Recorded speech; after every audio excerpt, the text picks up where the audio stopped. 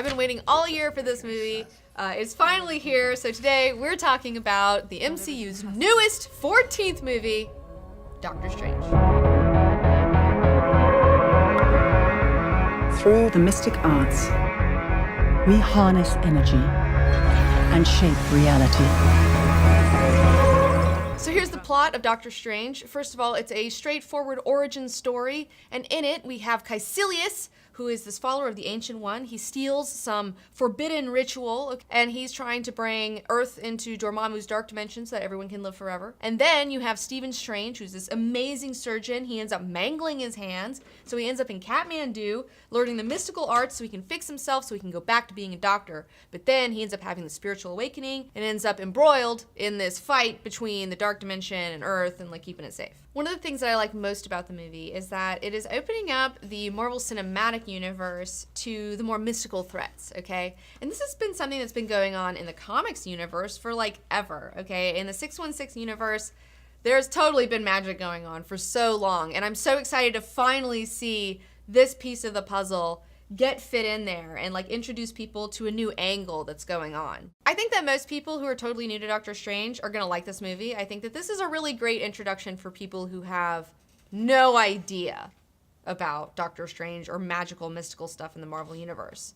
But for me, as someone who is familiar, who has been there, who does already I'm already drinking your weird Kool-Aid, you know? So, you know, I want to see a little bit more. I'm not gonna lie to you, okay? I had I have personal problems, okay? Like that's the issue. Like I have personal problems. I had really high expectations for this movie because I see myself as a self-appointed ambassador of magical thinking. You know, I think that shit's really important. There's not enough of it in our society. There's not enough imagination and creativity and like encouragement. So I felt like this movie really has an awesome opportunity to kind of like get people into like some weirder things, you know, like tell people like stuff that I want to say to them, okay? Like this is such a huge world stage, and Marvel really has an opportunity to say something that is important to me. And even though the movie is really solid and it's really good, it didn't necessarily hit all the points that like I wanted to have happen, which again is a total personal problem, okay? I have a fucking political agenda here with this movie, okay? Like it's not like I'm not judging it on the standards of a normal movie, and so I'm the asshole, and I totally understand that. So let's get into the philosophy of Doctor Strange a little bit. Even though it may not have gone as far as I would like it to go, it's still a great launching pad for basics of magical thinking, okay? And that's like one thing that I'm really excited about.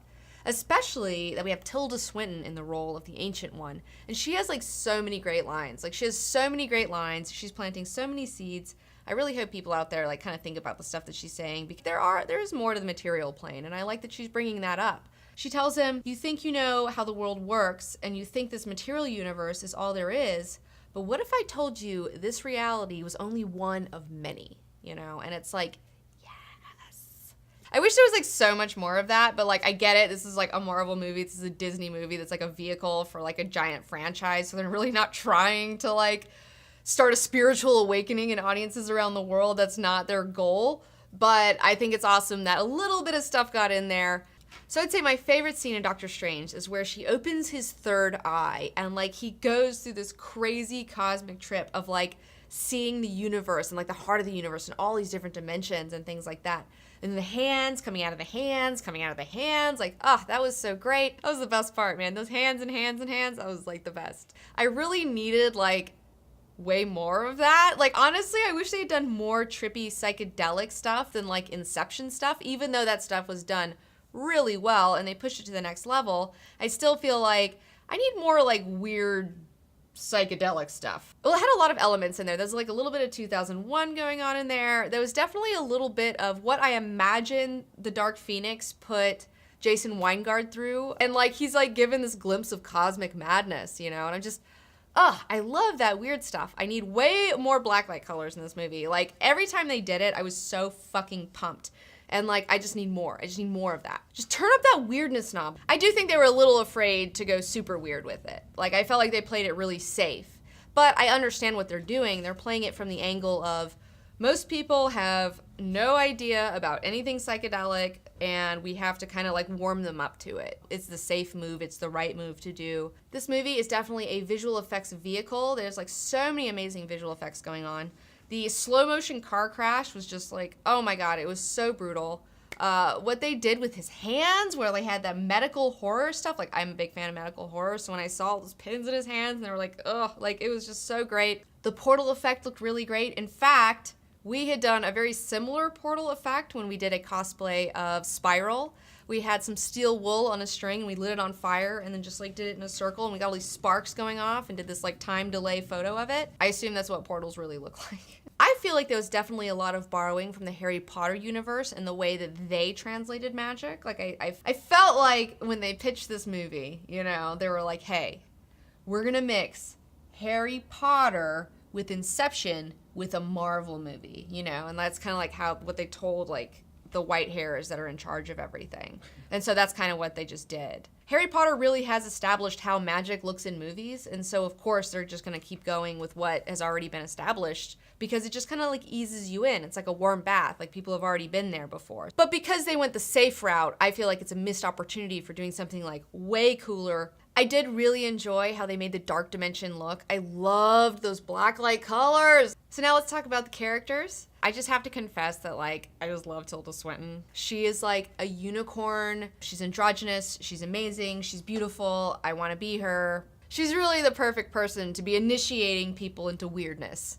By far the best character in the whole movie was the Cape of Levitation. Like, he was so cute. It made me want a living coat like really bad. Like because I love coats. I am always cold all the time, so like coats are my favorite thing. Great. I loved it when it was wiping his face. The best scene with the Cape obviously is when he falls down, the Cape goes after him, and then he comes back up, you know, levitating with the Cape. That was like such a great hero shot. I did really love the way that the seamstress created the Cape as well. I mean, aesthetically it was really cool because they had it an asymmetric where one side of it went up over his shoulder and the other side went down his shoulder, and he had this like really cool like kind of shoulder cap epaulette thing going on that was like really well done. Whoever made that cape, you go. In fact, it makes me sad that I liked the animated cape better than I liked Benedict Cumberbatch as Stephen Strange.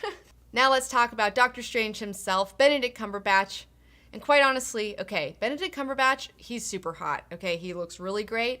His voice, he's got one of the best voices in Hollywood. He's one of the most sexiest voices in Hollywood.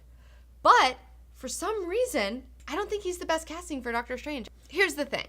In the comic books, Doctor Strange, he's got a little bit of swag. He's got weird swag. I mean, he's not gonna like attract normal chicks, but like weird chicks are totally gonna be into him. I mean, he's got the gray at the temple. I mean, he's a very charming guy, you know. But in the MCU, Benedict Cumberbatch's Doctor Strange, I didn't get anything. I got zero tingles. And like, I don't know why. He looks the part. He sounds the part, but he just doesn't have that charisma. It's like something is just missing.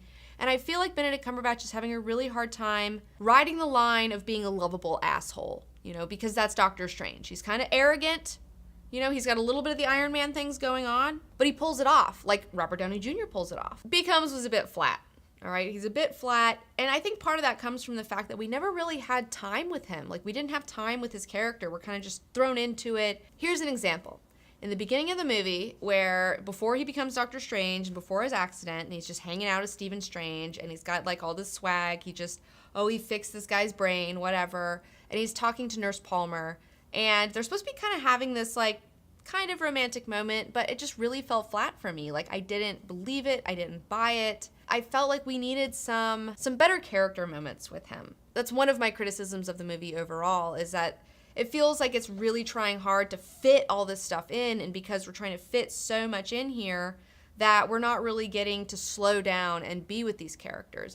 I would say the biggest flaw of the movie is that I don't really feel like Doctor Strange earned his magic. We don't see how long he's in Kamar-Taj for. It feels like maybe a couple of months or something like that. I don't really get this sense of like time that he's like really working really hard. And I felt like they were very much trying to do the Dark Knight montage, but like when Christopher Nolan's like, I really believed that Bruce Wayne had been training for a really long time. Like, I totally bought it. And with this, the way they did it, it just didn't convince me at all. And I felt like he didn't really earn his powers. That's a problem. How did you become a doctor? Study and practice, years of it.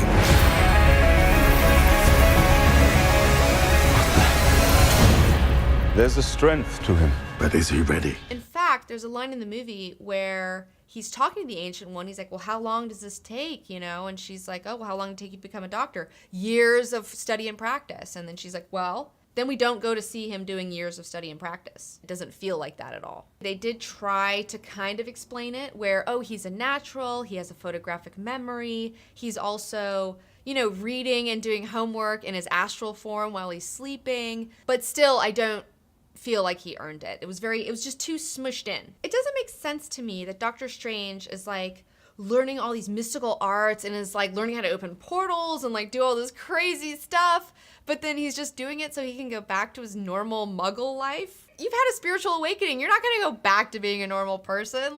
I spent my last dollar getting here. One-way ticket, and you're talking to me about healing through belief.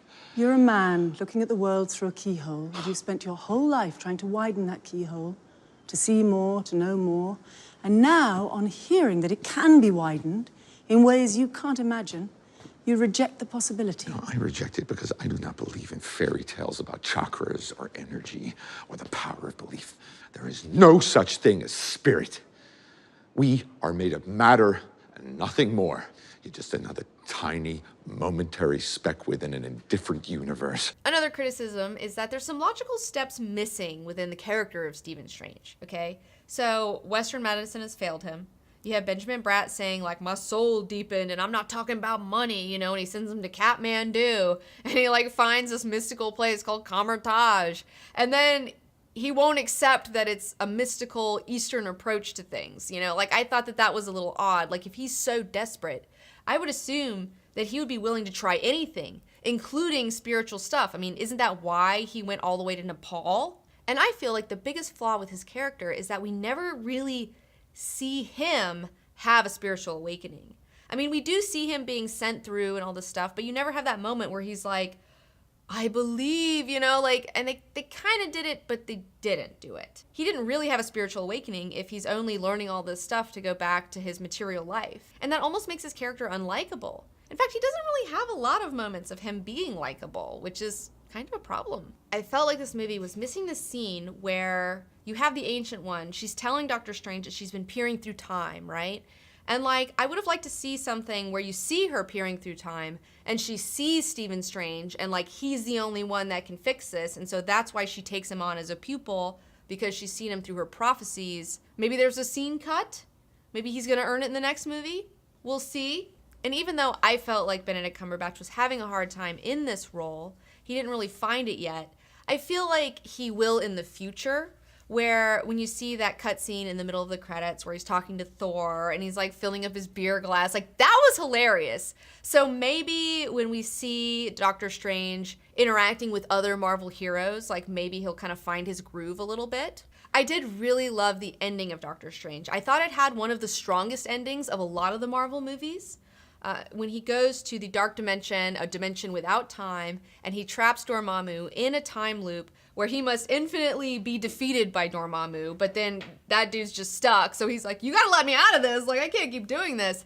I thought that was a lot of fun. I thought that was really clever. It was really interesting. I like what they're trying to do, okay? Because earlier, when you have Doctor Strange and he's talking to the Ancient One before she passes on to the other side, and they're on that balcony, and he's saying that his fear of failure is the thing that really drove him to be a good doctor, you know, and then she tells him, well, you gotta go beyond that to be a great doctor. The way he wins in the end is allowing himself to fail over and over and over again, which is something that's hard for his ego. Like, his ego has a really hard time with failing, and I thought that was great, but I felt like it could have been way better and more impactful if they had shown him failing before, like failing a patient or failing something. Like, I wanted to see what happens when he does fail. And I guess you could kind of say that that was going on with his hands, but it just wasn't tight enough. This movie's just so close. Like, it's so close, it's good, it's like you can totally watch it, you can totally have a fun time with it, but it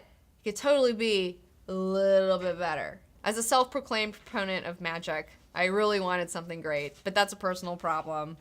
I've got weird personal issues going on with this, okay? I'm not your average viewer in the audience. They don't make movies for me. That's fine. I do feel like there's a better Doctor Strange movie somewhere out there in the multiverse. I do feel like it's out there. Like, it's a little tighter, it's a little cleaner. Honestly, I think I've been a little bit spoiled by the Doctor Strange comic. This is written by one of my favorite fucking writers over at Marvel, Jason Aaron. And so when I heard that he was writing a Doctor Strange comic, I was like, yes. And this is the first like solo Doctor Strange comic in like 10 years, okay? Like he has not had his own comic in a while. He's just been a part of teams and stuff. And so I highly recommend all of you guys check this out. I think this is so much more fun. I wish they had kind of taken a page from like this book a little bit more and done what's going on in here. Because what you have is this really great introduction to Doctor Strange, where you see him having like a crazy Tuesday where he's fighting some astral parasitic infection on some child somewhere. Because that's the thing. He is an actual doctor within the Marvel Universe. He just treats mystical problems. So like if you've got some mystical rash, like you've got to go see him to get it fixed, okay? And so in this, you see him doing that sort of stuff. He's making house calls. He's dealing with parasitic astral stuff that's going on. And then you also have him like going to this bar that's like for other magical people and they all hang out there, which is a lot of fun. I love that you have this force called the Empirical, you know, this extra dimensional force. It's like very science and very materialistic. And so they're there trying to eradicate all of the magic in all of the multiverse. And Doctor Strange has to deal with it and like try to like stop them from draining the magic out of our realm, you know, because that would just be a super bummer. So I really loved this comic. I wish we could have gotten kind of like, this is such a great introduction to Stephen Strange. Like this is such a great introduction to him because you have a girl coming to him. She's got some fucked up rash on her head that's like these monsters on her head that are like growing, and she's like wearing this like beanie to hide it. And she's like, I need to get this shit fucking fixed. She hears about him, shows up at his doorstep, and then like he's like, holy shit, like what is this on your head? And it turns into like this kind of symptom of this larger thing that's going on with the Empirical, an extra dimensional force that is trying to drain magic from all of the universes. Like they're like anti-magic. They're all about science, no magic. So he's gonna deal with this threat. It's really awesome. I think there's a lot of stuff that you could adapt from this comic. There's a lot of lessons that could be learned from this because I felt like it was a really great introduction to this character. You get to kind of see him through another person's eyes. So if you're interested in learning more about Doctor Strange, I highly recommend checking out Doctor Strange, Way of the Weird. It collects issues 1 through 5 in the first volume by Jason Aaron. You can check it out on Amazon.com or your local comic book shop, even better. And I also did a review of it. I did talk about it in one of our Best Comics episodes on Doctor Strange. If you're still watching this end slate, you can check out my review of this comic right here. What's going on? It's going down. Check it out. So that's it for today. Thanks for watching my Doctor Strange review. And a big shout out to my super patrons, Paul Argier, Gamaliel Thomas, John Zimmerman, and Joseph Duncan. You guys are amazing. Thank you so much for your support. And if you're already a patron, don't forget to check out what's going on your Patreon posts because we may have posted a sneak peek of some stuff we've been working on. And don't forget to like this video, subscribe to my channel, and follow me on Twitter and Instagram. Just turn up that weirdness knob. Just turn up that weirdness knob. I'll give you power, Jason Weingard, such as no living being has ever dreamed of. Please, no! She decides to give him a taste of what it would be like to be a god. And he experiences the infinite, okay? He becomes a god for just a moment, and he sees all the conflicting truths of the universe. He experiences cosmic madness, and it leaves him a gibbering idiot. His mind is totally turned to slush. Yes.